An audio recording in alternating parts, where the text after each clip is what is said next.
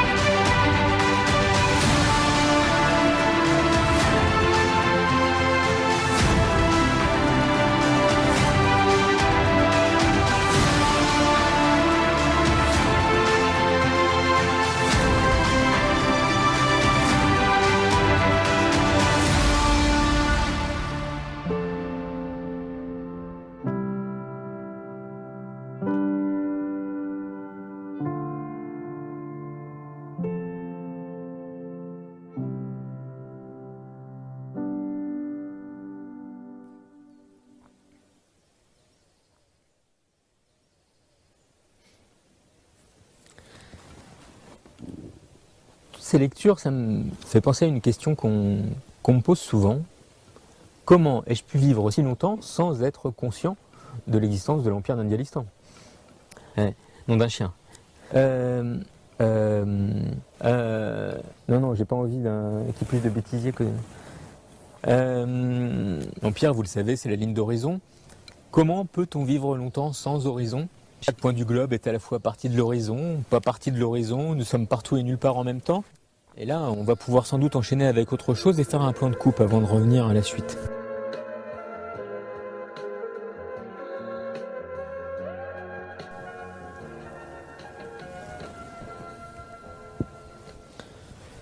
J'ai vu au loin une question émerger, celle de Françoise, qui nous demande, puisque le territoire de l'Empire est la ligne d'horizon, où construire ma maison?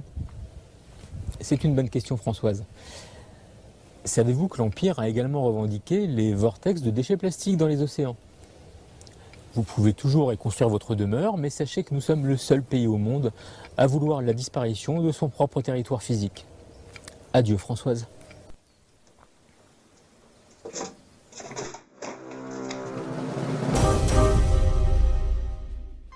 En résumé, l'Empire d'Indialistan étend son territoire le long de la ligne d'horizon. Cette réalité irréfragable a fait l'objet d'une revendication établie en 2000, dont l'original a été perdu, mais dont un facsimilé datant de 2009 est conservé au Musée national et peut être consulté sur demande. Elle est aussi réaffirmée par le principe premier de la loi fondamentale. Conséquence pratique, tout point du globe est à la fois susceptible et insusceptible de faire partie de son territoire, qui est d'une certaine manière quantique. Autre effet, l'Empire s'étend potentiellement sur une infinité de kilomètres carrés. Est susceptible d'être horizon, une série de points à partir du moment où elle est embrassée par le regard de celui ou celle qui la contemple. Cette revendication n'ayant jamais été contestée depuis, on peut supposer que l'horizon n'est bien, conceptuellement, que territoire indialistanais. Notons aussi, principe deuxième, que tout point de fuite sur lequel se porterait le regard des souverains de l'Empire est susceptible, suivant leur humeur, de recevoir le statut d'ambassade accessoire. L'écueil que rencontrent le plus souvent les États comme le nôtre est que les chances de voir l'exercice d'une souveraineté territoriale complète sur un territoire donné et reconnu par les États traditionnels sont quasi nulles, le club est enfermé d'autorité. Il faut donc chercher d'autres formes de contrôle. Contrôler, nous disent les dictionnaires, c'est exercer une domination morale, matérielle ou politique, un pouvoir économique, militaire ou financier. Là où le sens commun voit dans l'État un contrôleur potentiellement totalitaire, nous posons un contrôle potentiellement totalisant, englobant par la pensée la totalité du monde connu. Logiquement, principe troisième, le territoire des États de l'Empire est inaliénable. Ce principe trouve son fondement métaphysique dans l'insaisissabilité ontologique du territoire de l'Empire. Toujours disponible au regard, il n'est jamais susceptible d'être foulé, preuve s'il en fallait de la nature singulière de l'Indialistan, qui transcende largement les contingences habituelles de la condition des États. Puisqu'à l'instant même où les territoires de l'Empire, l'horizon est aussi susceptible de ne pas l'être, consécutivement, aucun territoire de l'Empire n'est donc aliénable, que ce soit au nom de l'Empire ou contre son nom. Et toute tentative d'aliénation exclusive qui tendrait à faire entrer sous et ou échapper à l'Empire de l'Empire une portion de l'horizon est nulle et non avenue, la co-souveraineté étant une vérité ultime, par essence consubstantielle au principe de la pantopie. Pour cette même raison, l'Empire ne s'engage donc pas dans une démarche de prise de possession territoriale aux dépens des territoires temporels des États traditionnels, ni dans une conquête de suzeraineté, mais dans un principe de co-souveraineté.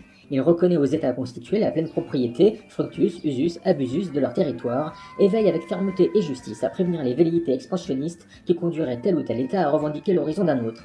Mais les évolutions politiques qui peuvent se dérouler en chaque point de l'horizon sont insusceptibles de le faire échapper à la co-souveraineté impériale.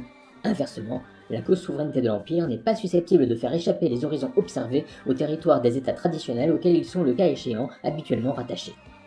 La co-souveraineté de l'Empire est, pour les mêmes raisons, compatible avec le statut de bien public mondial de la haute mer, conformément à la Convention des Nations Unies sur le droit de la mer, et compatible mêmement avec les principes énoncés par le traité sur l'Antarctique signé le 1er décembre 1959 et entré en vigueur le 23 juin 1961 dans le cas des horizons situés au sud du 60e parallèle sud.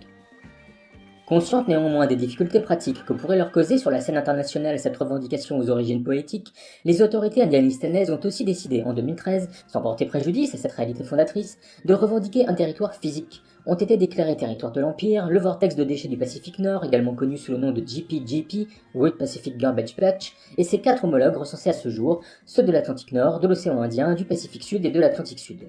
Le contrôle en est-il effectif ? Pas vraiment. Et qui plus est, nous ne sommes pas les seuls à avoir formulé cette revendication. Mais si nous revendiquons ce territoire mou, inconstructible et pollué, c'est avec l'ambition d'être le seul État au monde à vouloir faire disparaître son propre territoire physique. Le contrôle sera donc effectif dès lors que l'objectif sera atteignable, et nous nous y employons en versant nos maigres deniers à cette cause via par exemple la fondation Ocean Cleanup. Paradoxalement, nous contrôlerons notre territoire dès lors qu'il n'y en aura plus. Les dernières études révèlent que la tâche est plus lourde encore qu'on le prévoyait. En comptant tout kilomètre carré contenant plus d'un kilo de plastique, le grand amas plastique du Pacifique mesure environ 1,6 million de kilomètres carrés, soit 3 fois la France, avec 1800 milliards de morceaux de plastique pesant environ 80 000 tonnes, soit 4 à 16 fois plus que les estimations précédentes. Force est de constater que l'Empire étend son territoire de façon exponentielle. Est-ce un échec ? Pour l'humanité sans doute.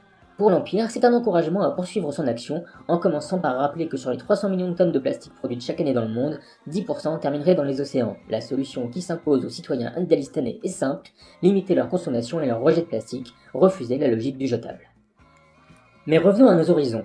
L'Empire d'Indialistan n'est-il donc une vue de l'esprit, coincée entre l'inatteignable et le désir du rien ? Non, bien sûr. Il est doté depuis sa fondation d'une capitale exécutive quantique et mouvante, définie par la présence en un même lieu et en un même temps de leurs majestés impériales et nommée Indialabad.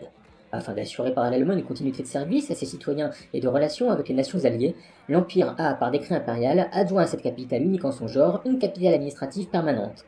Établie au sein de la résidence physique principale des souverains, elle abrite les services administratifs de l'Empire et a été nommée Alphaville.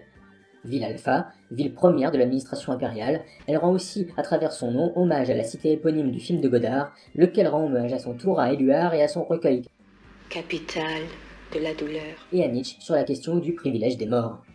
Tout cela n'est probablement pas de nature à encourager le tourisme, ce qui n'est guère gênant, puisque ce n'est ni notre intérêt, ni notre objectif. Et ça, la mort dans la conversation.